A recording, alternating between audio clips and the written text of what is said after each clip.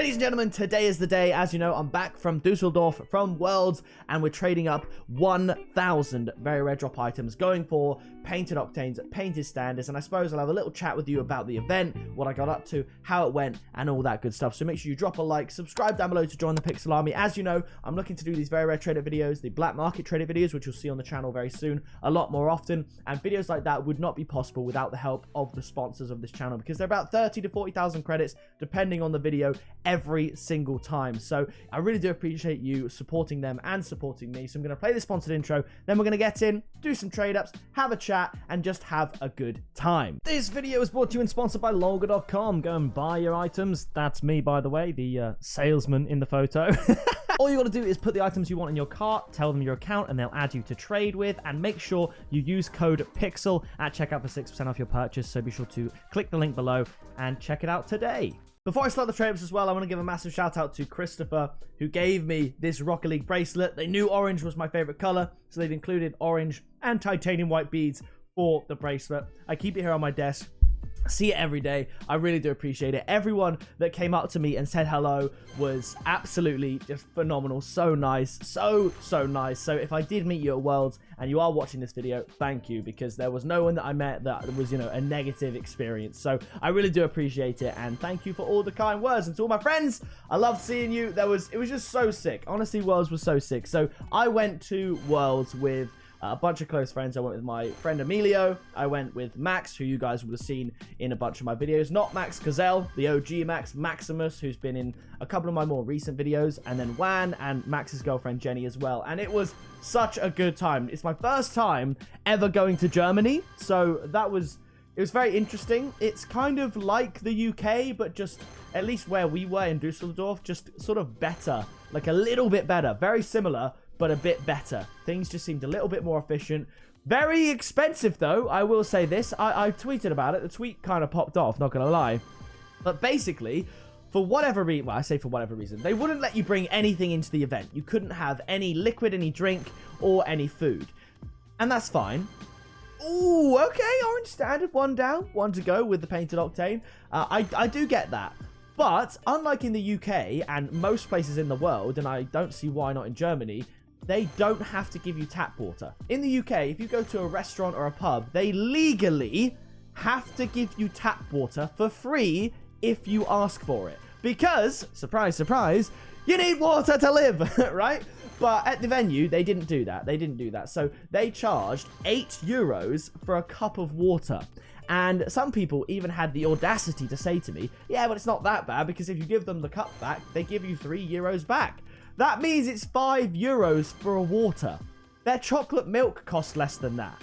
That's outrageous. So, to be honest, I didn't even drink less water. I had to drink. It's a thing that I have to do to live. So, I must have spent, I want to say, about €50 on water, which is outrageous to me. Fair enough, sell it, but surely not if you aren't allowing water to be brought into the venue. So that was my...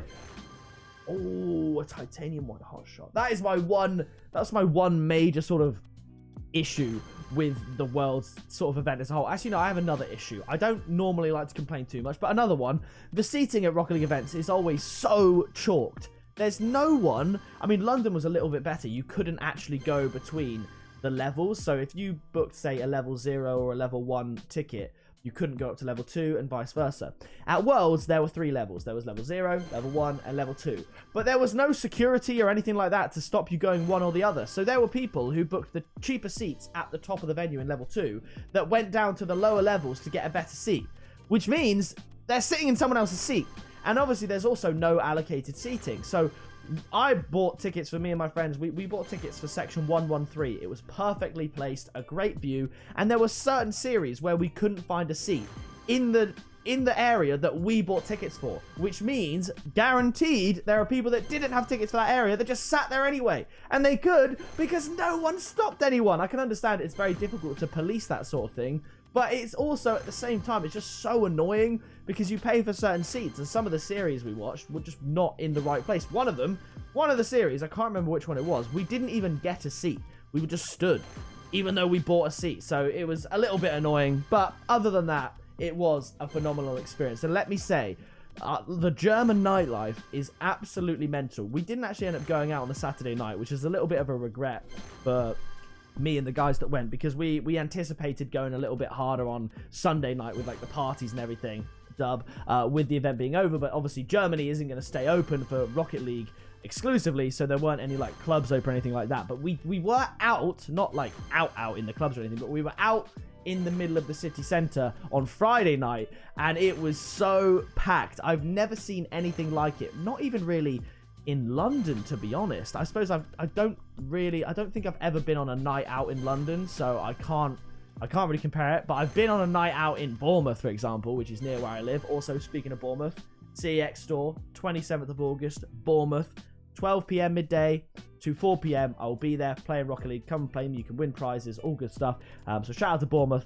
But comparing Bournemouth nightlife to Dusseldorf nightlife, it was absolutely insane. There were people everywhere. The vibes were great. And obviously what was really cool about being at the event was that you just look around the corner and like Zen would just be stood over there. Or, you know, you'd look over there and Monkey Moon would be just there. I do want to apologize to Monkey Moon. Wan asked for a picture with him. Wan gave me his phone. I didn't know the flash was on.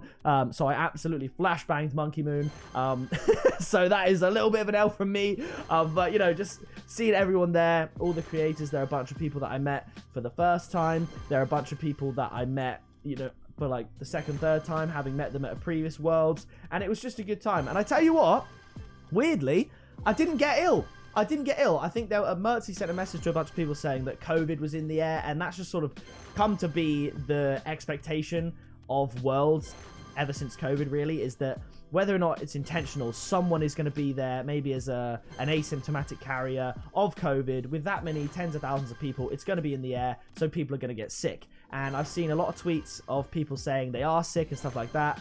And it just hasn't happened to me, which is great, phenomenal. Very, very grateful for that. There was one day I woke up, I think it might have been the Championship Sunday or the Saturday, where I woke up with a sore throat and I was like, oh, it's not looking good. Like, it's a bit of a sore throat. But I had some water, and then by the next day, my sore throat was completely gone. So I was like, oh, maybe I was just screaming too much the night before. Yes, there we go. See, that is what makes my throat sore. Screaming like that, because it was the Friday night we went out, where obviously if you're in like a bar or a crowded place, you're going to be talking really loud, and I was doing that. We were singing and stuff. So the Saturday morning I woke up with a sore throat. It was a bit more sore than you'd expect, and I was like, oh, have I got sick? But then the next day, Sunday, I woke up, I was fine. I wasn't ill, so I think I just shouted too much the night before. So happy to not be ill. Another sort of update that's kind of relating to Worlds and the ending of Worlds. As you guys know, I've been through sort of multiple fitness journeys over the last couple of years. For the first half of 2022, I lost a lot of weight, cut down, got really ripped, and then in August, I sort of went on holiday and everything like that. And since August last year to now, I've been doing a bulk, and that is where you eat more food than you need to put on muscle. But obviously, when you bulk for a year, and for a whole year you've been eating more calories than you burn, you put on, well, I mean, after a year, you put on a substantial amount of fat. So my strength has gone up massively. I would say my strength in the last year has literally doubled. And coming from a place where I was pretty strong to begin with, I'd say that's pretty good. You know, a 285-pound bench press for someone who only weighs about 185 pounds is pretty damn good. So the strength is there, but I'm now at the point where the bulk has to end. There were multiple times on the holiday where I'd eat something, you know, like disgusting, like a burger or a pizza, multiple of those you consume. And I was like, for the bulk. But now it's got to the point where, you know, I'm going to dial it back. So I'm at home now. Don't get me wrong. I still have more events to go to where it might be a little bit difficult to eat super clean. Speaking of events, obviously, we've got the Bournemouth event on the 27th of August. Insomnia in Birmingham at the start of September. Around the 7th, 8th, or 9th, I will be there with ENDPOINT at a booth. And because I'm traveling, it might be more difficult to kind of stick to a regime. But going forward, I intend to now sort of basically eat a little bit less and try and, for lack of a better expression, trim the fat a little bit, you know, show the hard work underneath this layer, this incubating layer that I have created for myself. You know, we didn't shred for summer. I didn't fall into that trap. I committed to the bulk. I got stronger, but now going over winter, we'll do the cut, so to speak, and then maybe for sort of next summer or whenever, I'll be in supreme tip-top physical condition with more muscle than ever before, and just looking and feeling a little bit better. Because I will be honest, after a year of doing it, you get a little bit down if you start to, you know, you look at yourself in the mirror and you think, oh, I've lost a lot of progress. Because a lot of people, to help sort of cope with comparison, because there's a lot of people say comparison is the thief of joy, they say the only person you should compare yourself to is yourself. But if compared to yourself in the past you have regressed, then it has the same effect.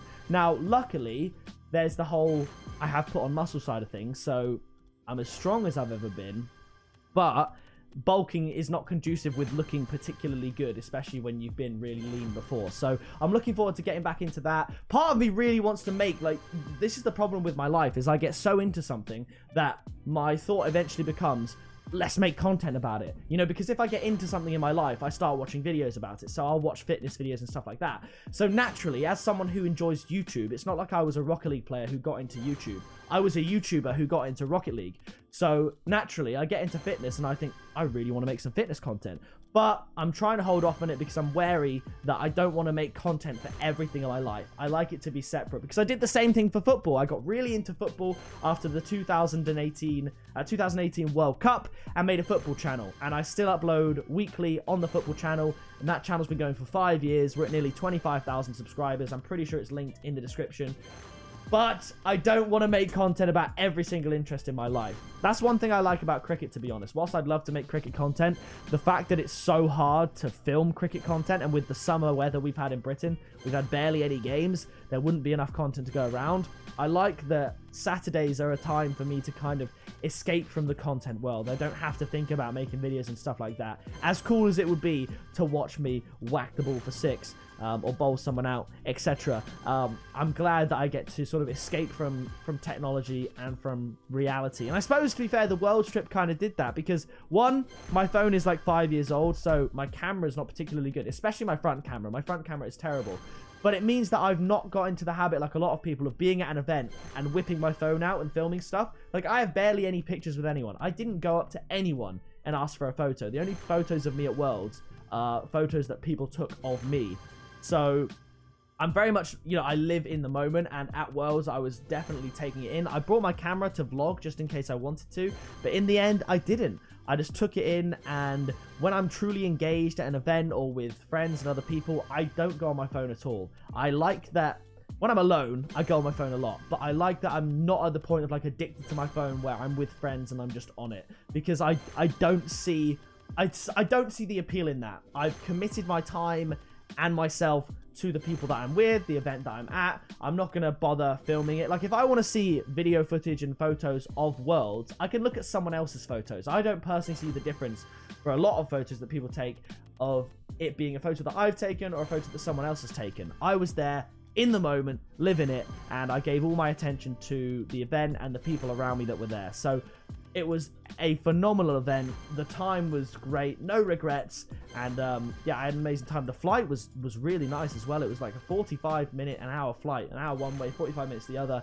and it was just a great time. So I'll trade up to the exotics, and I'll show you the black market trips at the end. No octane today, unfortunately. A little bit of an L, but 3 standards and a fennec. You got to take it. But thank you once again to everyone that came up to me at Worlds, said hello. A lot of people always end the conversation with keep up the good work, keep up the videos, and it truly does inspire me and motivate me. So thank you very much. And let's get to these black market trade-ups. All right, so I've got enough for exactly 8 black markets, 40 exotics. First one is going to be a wet paint. Things you love to see. Moving on now to Dueling Dragons. Hey, I'll take a Fire God. It's one of the big 5. It's not Dueling Dragons. How about now a Heat Wave to go with that Fire God? Juiced. Okay, to be fair, rather than a Heat Wave, you probably want a nice juice drink. Let's move on to Glorifier. I'm pretty sure that's another fiery type decal, so things get a little bit warm in here with these Glorifiers. Can we get a little Dueling Dragons, maybe? Streamline is fine. I think we've got 2 more to go, so I'll save the Crimson Lobos for last. Parallax, the Crimson Lobos got me to finish. Yes! Every time I knew it was going to be good. I just knew it was going to be good. Fire God Dissolver. things you love to see, we are done. And as you can see, I've got loads more exotics there to trade up to painted black markets in a future video. So make sure you drop a like and subscribe so you don't miss that. But yes, that is going to do it from me. If you did enjoy this video, like I said, drop a like and subscribe. I have been Pixel. You have been awesome. And I'll see you in the next video very soon. Flying in a missile, haters throwing shade, never pick me, not an issue. I am a beast, I'm at the top, I run these beats, I hold my spot, so stop before it hits you. It's pick up, pixel.